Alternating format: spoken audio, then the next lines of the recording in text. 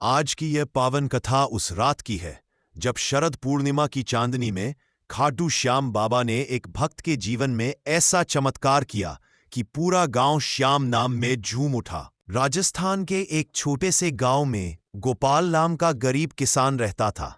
उसका जीवन बड़ा ही कठिन था। खेतों में मेहनत करता, परिवार के लिए 2 वक्त की रोटी जुटाता, पर फिर भी जीवन में अभाव था।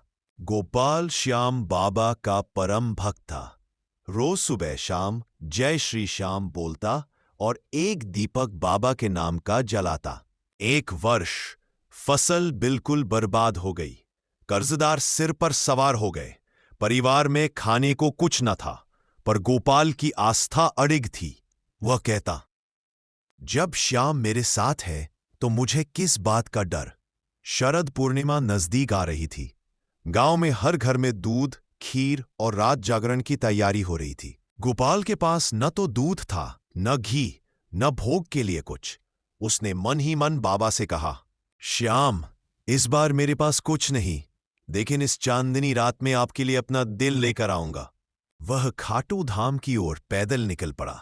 गांव से खाटू धाम लगभग 20 कोस दूर था। रात में ठंडी हवाएं चल रही थी। चांदनी धरती पर बरस रही थी। वह चलते चलते बाबा के भजन गाता गया। श्याम तेरी महिमा अपरंपार, नाम तेरा लेके पार उतर जाए संसार। रास्ते में आधी रात को उसे एक वृद्ध व्यक्ति मिला। वह सफेद वस्त्रों में था, आंखों में चमक थी। उसने गोपाल से कहा, बेटा, इस समय कहाँ जा रहे हो? गोपाल बोला, बाबा, मैं खाटू धाम जा रहा हूं।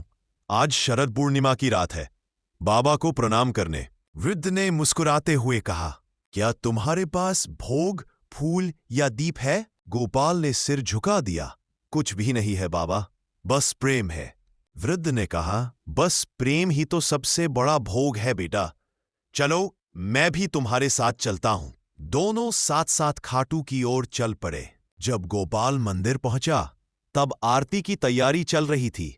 वहां सैकड़ों लोग आए थे। किसी ने दूध लाया, किसी ने मिठाई, किसी ने सोने चांदी के भोग। गोपाल के पास कुछ नहीं था। वह बाबा के दरबार में बैठ गया और चुपचाप आंसू बहाने लगा। तभी पंडितों ने देखा, बाबा के सामने जो कलश रखा था वह अचानक दूध और खीर से भरने लगा। सुगंध पूरे मंदिर में फैल गई। सभी भक्त हैरान रह गए। मुख्य पंडित ने कहा, अरे, ये तो दिव्य चमत्कार है। किसी ने तो कुछ नहीं डाला, फिर यह कलश कैसे भर गया? अभी वही वृद्ध व्यक्ति गोपाल के पास खड़ा था। उसने गोपाल के सिर पर हाथ रखा और मुस्कुरा दिया, और पल भर में वृद्ध गायब हो गया। गोपाल समझ गया, वह कोई और नहीं, स्वयं खाटू श्याम बाबा ही थे, जिन्होंने उसकी भक्ति स्वीकार की। अगले ही दिन जब गोपाल गांव लौटा तो चमत्कारों की श्रृंखला शुरू हो गई। उसकी सूखी जमीन पर अचानक वर्षा हुई। खेतों में हरी फसल लहलहा उठी। कर्जदारों ने कर्ज माफ कर दिया। लोग उसके पास श्याम कथा सुनने आने लगे। वह रात गांव में आज भी याद की जाती है, जब शरद पूर्णिमा की चांदनी में श्याम बाबा ने अपने सच्चे भक्त को दर्शन दिए। बाबा श्याम केवल बड़े भोग या सोने के हार से प्रसन्न नहीं होते, वे सच्चे प्रेम और अटूट विश्वास से प्रसन्न होते हैं। इस शरद पूर्णिमा पर हम सब अपना प्रेम बाबा को अर्पित करें। कल फिर मिलते हैं नई कहानी के साथ।